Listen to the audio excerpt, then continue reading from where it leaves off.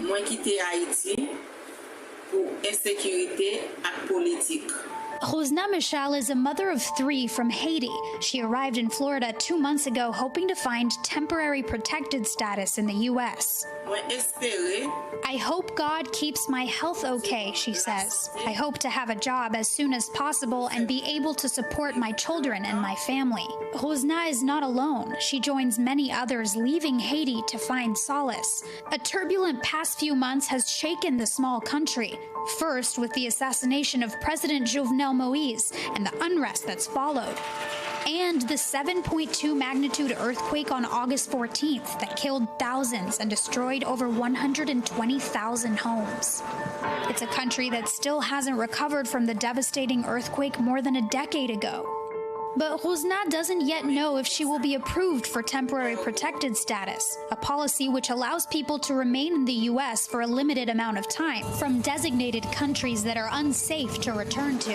And what's more, TPS does not currently offer a direct pathway to citizenship. Currently, the TPS status remains a temporary status. Tessa Petit is the Director of Finance and Operations at the Florida Immigrant Coalition, lobbying Washington for a more permanent solution. We hope to get a path to citizenship included in the reconciliation package, which would allow about 5 million folks to get access to a permanent status. Department of Homeland Security Secretary Alejandro Mayorkas designated Haiti for a new temporary protected status effective until February 2023.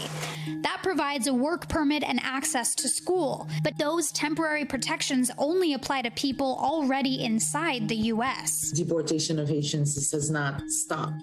A Trump-era policy called Title 42 allows the government to expel those attempting to enter the country who are deemed a health risk in the era of COVID-19. An Immigration and Customs Enforcement official confirmed to NBC News that deportation flights back to Haiti had taken place on August 10th and 12th under that policy. Today, more than 10,000 mainly Haitian migrants are sheltering under a bridge in Del Rio, Texas, as part of a new surge of migration to that stretch of the U.S. border.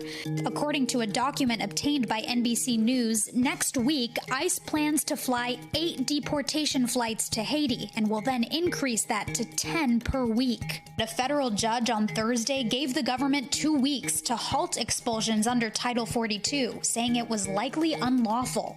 Literally 2 days prior to the earthquake, the United States had deported 135 people back to Haiti. We as a country consciously exporting COVID to more vulnerable countries. Gerline Joseph leads the Haitian Bridge Alliance, joining the Florida Immigrant Coalition and more than 300 other advocacy organizations in calling for the Biden administration to halt deportations back to Haiti. There is no current infrastructure or security or safety that the folks who are being deported are going to now. Haiti continues to deal with many different crises, both man-made and natural disasters. It's extremely painful. After all the time spent making this long trip, says Rosna, God has allowed me to reach my dream to be safe in the U.S. now. She's awaiting an appointment with the immigration agents to review her application for temporary protected status. Thanks for watching our YouTube channel. Follow today's top stories and breaking news by downloading the NBC News app.